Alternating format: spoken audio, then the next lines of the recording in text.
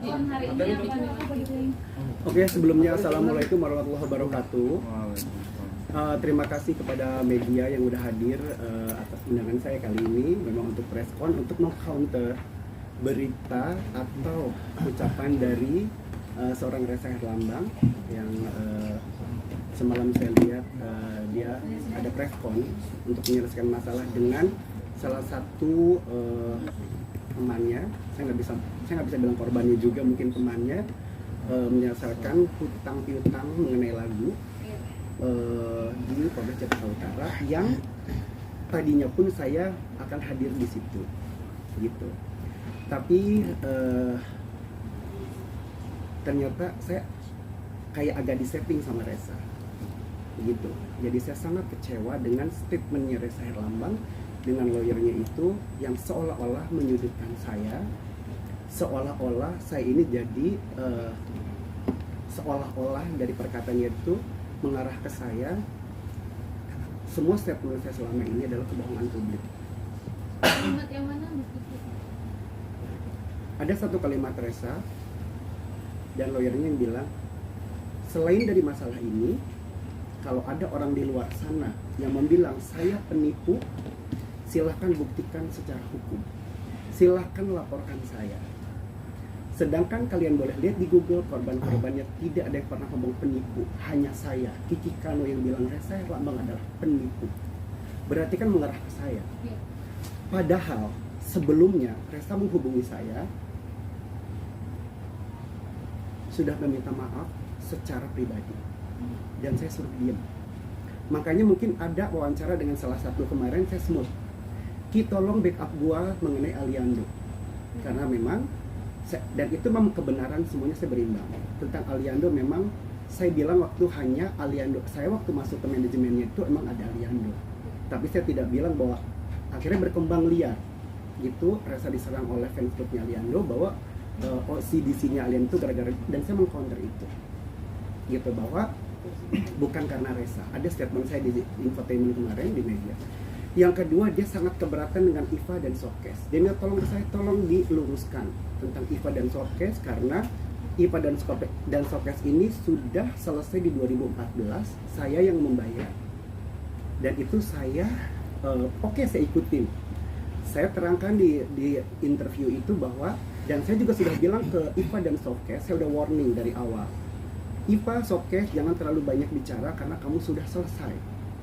Karena sudah selesai secara lagu, secara video klip, secara pembayaran, walaupun itu uangnya Reza dari saya. Oke, aku terangkan kemarin. Bagi saya oke. Saya tidak menggebu-gebu lagi kan kemarin kan. Jadi saya juga diserang netizen kemarin, lu menggebu-gebu, tapi lu sekarang kok jadi kayak ngebelain gitu. Karena saya bilang, Reza menghubungi saya cuma minta, lu mau ke Jakarta Utara ya? Saya nggak mau, lu minta maaf ke gue secara pribadi. Kalau mau denger nanti saya kasih lihat, saya dengerin ya, Reza minta maafnya ke saya. Rekamannya? Ada rekamannya. Terus yang gue minta adalah lu membawa uang 17 juta dan permintaan maaf ke saya, dan mengatakan kebenaran apa yang kamu omongin selama ini di hadapan media, karena ini sudah terblow up. Oke Ki, gue akan ikutin. Atau saya akan datang ke Polres Jakarta Utara, kita tabayun di situ, kita ketemu sekalian, saya case close. Saya udah nggak mau ngebahas lagi. Kita duduk setelah itu dengan Keleo, baru preskon dengan saya bahwa kan gini, saya harus perlu luruskan. Sekarang saya tanya ke kalian, yang pertama memblow up masalah Reza Herlambang, kejahatannya, penipuannya, hutangnya siapa? Kiki Kano. Betul nggak nih? Sepakat nggak? Betul dong. Siapa yang tahu kasusnya Cleo selama 8 bulan ini? Nggak ada. Siapa yang tahu seorang Cleo melaporkan Reza Herlambang? Nggak ada. Siapa yang tahu Iva pernah dirugikan oleh Reza Herlambang? Siapa yang tahu Rita Hasan belum selesai lagunya dan promonya? Karena saya melihat tayangan ya, saya sebut nama, karena saya melihat tayangan di YouTube, ada Rita Hasan, ada Iva, ada Lutfi gitu. Semua belum terblow up, hanya Kiki Kano yang speak up. Betul? Nah, sekarang dengan adanya saya, kasus Cleo kan jadi cepat dan terselesaikan.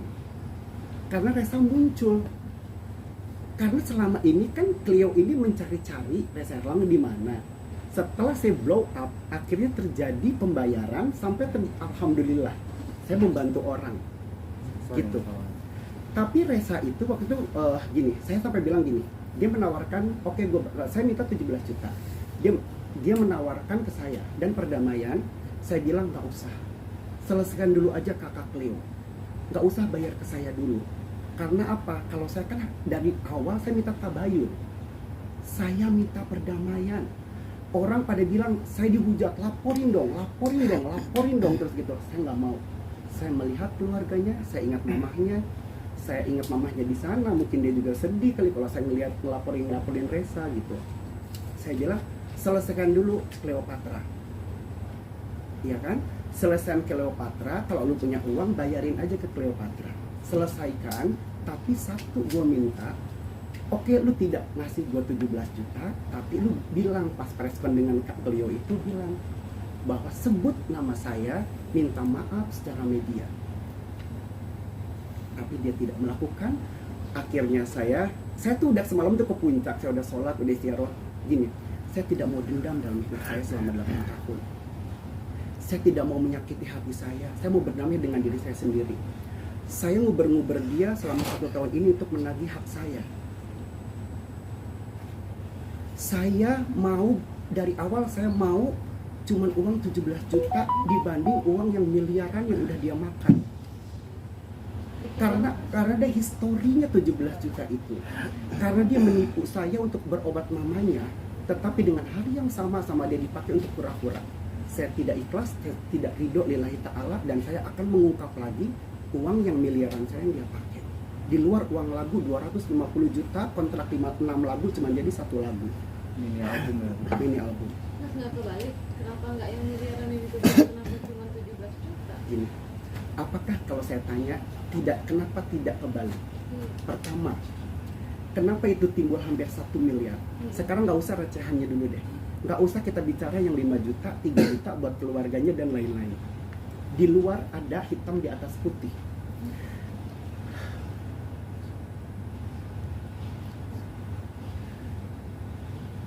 Bagi saya ditanya bukti. Bagi saya, bukti itu di saat seseorang tidak mengaku, bukti saya keluarkan. Betul nggak? Sekarang Iva dan Shopcase mengakui sudah dibayar dengan saya 300 juta masing-masing, 150 juta. Buat apa saya keluarin bukti lagi? Udah ketahuan 300 juta. Betul? Caleg 300 juta jadi 500. Jadi 300 sama 300 600. Kontrakan rumah 2 tahun 200 juta 800. Dia gadein mobil saya tebus 50 juta. Hampir 1 M. Kalau ditambahin dengan bukti tanda tangan yang ditandatanganin oleh dia, itu 1 M lebih. Hanya buat Reza Herlambangnya saja. Belum mamahnya almarhum, belum papanya, belum adiknya, belum keluarga besarnya, belum segala macam. Tapi fine, bagi saya itu yang gede-gedenya aja deh. Yang gede yang bisa dihitung dengan gampang. Kenapa saya selalu menyebut hampir 1 M?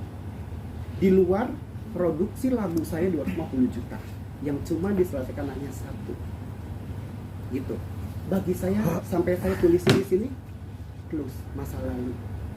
Di waktu saya sudah mengikhlaskan itu, sampai dosa robek, tapi Allah Maha Baik, terus saya masih ada, saya simpan, gitu. Akhirnya saya bilang close, ini masa lalu, gitu. Tapi di saat dia menipu saya 17 juta, karena saya sayang sama mamahnya, dia tega menzolimi mamahnya untuk berobat mamahnya. Saya setelah saya menghilang 2 tahun, akhirnya dia menghubungi saya lagi lewat ini. Ci, lu dihubungin Reza lagi. Saya langsung, buat apa hubungin gue lagi? Gue udah gak mau berhubungan dengan keluarga itu dan seorang Reza Herlambang. Saya gak mau. Bukan Ci, mamanya sakit, drop koma. Di situ saya tergerak karena baik buruknya mama adalah mama sudah mengangkat saya sebagai anak. Mama mau mempunyai anak laki-laki seperti saya. Mama terlalu kecewa dengan seorang Reza Herlambang dan anak laki-lakinya. Cuman saya yang tahu. Dan saya bukan berbicara asal, ada bukti-bukti chat saya dengan mamahnya. Dan mungkin ada beberapa korban yang punya bukti valid juga. Nah, gitu. Setelah itu, saya paginya setelah saya 2 tahun menghilang, saya tergerak kemanusiaan dengan mamahnya. Akhirnya saya tengokin mamanya, saya robek. Jadi mama itu, ampun mah, maafin mama di sana, semoga mama di surga, Al-Fatihah. Saya bawa-bawa itu, jadi mama itu punya hutang ke saya tidak beli. Ada yang bermaterai, ada yang cat, ada yang serang bukti transfer. Akhirnya saya bawa satu, nggak banyak sih, cuma 20 atau 25 juta, nanti kita lihat. Saya bawa kertas itu, karena keluarga Resa itu masing adiknya punya tanda tangan, Resa sendiri punya, bapaknya punya, mamanya punya gitu. Jadi saya bawa yang mamanya tanda tangan ke saya. Saya melihat mamanya Resa memang sudah sakit, memang cancer. Saya robek ya mah, saya bilang gitu, ini hutang mama ke saya robek. Mama tidak punya hutang ke saya ikhlas. Mama tidak punya hutang kebaikan apapun ke saya. Mama kalau mau pergi-pergi, kalau mama mau sembuh, ayo kita berobat. Saya siapin fasilitasnya. Dia meluk saya, nangis. Dia bilang, jadiin Resa anak baik kayak kamu ya Ki. Saya ketemu lagi. Malamnya itu Resa di situ saya peluk, mama nangis segala macem. Akhirnya Resanya pinjam ke saya sempat nggak percaya, tapi saya melihat mamanya sendiri itu memang seperti itu. Akhirnya saya kasih 17 juta malamnya, dan itu bukan buat mamanya nangis ke saya, cuma minta duit 300.000 besoknya. Gitu. Sampai mamanya tuh berpinjol, sampai ada voice note mamanya nangis gitu. Itu masih saya simpan. Di situ saya murka, di situ saya marah luar biasa. Dan 17 juta itu di hari yang sama saya transfer. Dia beliin, ada anak Semarang iPhone dan transfer 5 juta. Dan kartu ATM-nya Resa ditaruh di anak itu. Gimana saya nggak murka? Saya tidak ridho lillahi ta'ala. Saya tidak mau ikhlas. Saya sekarang gini, saya dengan berspeak up, saya mungkin bisa buka aib. Kalau saya mau buka aibnya Resa dari zaman dulu, kalau saya mau buka aibnya Resa bukan sekarang. Tapi mungkin saya begitu saya mau berspeak up, mungkin saya bilang mah ini mungkin menjadi Resa yang lebih baik. Karena kalau saya tidak berspeak up, Resa akan tidak ada rem. Gerak geriknya itu dia pasti akan seperti dulu. Iya kan? Terus ada calon-calon korban lain. Semakin Resa naik, mempunyai nama besar, orang calon penyanyi akan gampang untuk dikelabui seperti kita ini para korban. Apa saya tidak ada nilai kebaikan di situ? Kemarin aja 69 juta diganti sama dia. Betul. Gitu. Nah 17 juta kalau seandainya diganti, kamu akan memperpanjang. Seandainya kalau tidak diganti, kamu akan memperpanjang ke kepolisian tidak atau gimana, atau sudah? Saya sudah tidak berbicara 17 juta. Saya sudah tidak berbicara yang miliaran.